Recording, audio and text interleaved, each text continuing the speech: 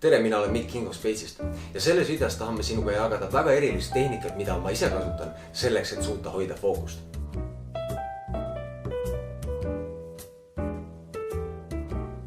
Ma olen kindel, et sa oled kogenud seda, et teinekord, kui sul on vaja lõpetada mingisugune küllalt lihtne asi nagu emaili kirjutamine või pead mõttega läbi lugema mingi kirja, aga sul on seda raske teha, sest fookus hajub ja sa ei suuda olla mõttega asja juures. Nii sa võid mingisuguse lihtsa ülesande kallal pusida tunde. See on väga tüütu ja see ei ole väga produktiivne. Nüüd ma tahangi sinuga jagada seda tehnikat, mida ma ise kasutan selle probleemi lahenduseks.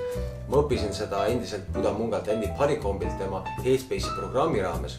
Seal on 3 väga lihtsat sammu ja see töötab suurepäraselt. Esiteks, identifitseeri, kas see on tunne või see on mõte, mis sul fookust hajutab. Kas see on midagi, mida sa tunned oma rinnus või see on mingisugune mõttekonstruktsioon, mis käib sul peas. Teiseks otsusta, kas see tunne või mõte on meeldiv või ebameeldiv. Kolmandaks, katsu seda mõtet või tunnet täpsemini kirjeldada. Näiteks on see viha, mida sa tunned või on see rõõm, mida sa tunned või äkki on see hirm ja mõttega samamoodi.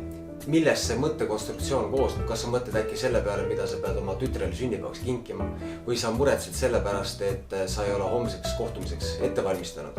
Kogu see 3-astmeline protsess võtab tegelikult sinu peas aega ainult mõne sekundi. Kusjuures see 3. aste on tegelikult valikuline, sest eriti tunnetega teinekord on väga raske sildistada seda tunnet, mida sa tunned. Nii et ära liiga pikalt sellesse kinni jää, esimesest 2 sammust piisab, kui sa saad 3. sammu ka tehtud, suurepärane. Selle tehnika tugevus seisneb selles, et esiteks sa identifitseerid ja teiseks aksepteerid selle mõtte või tunde.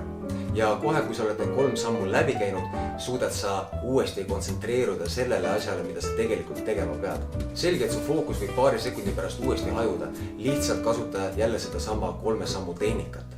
Mida rohkem seda tehnikat rakendad, seda automaatsemaks see asi muutub. Nii et mingi aja möödudes sa enam ise ei panegi tähele, kuidas sa suudad paremini fookust hoida ja segajatega toime tulla. Nii et 3 sammu. Kas see on mõte või tunne, on see meeldiv või ebameeldiv ja mis ta täpsemalt on.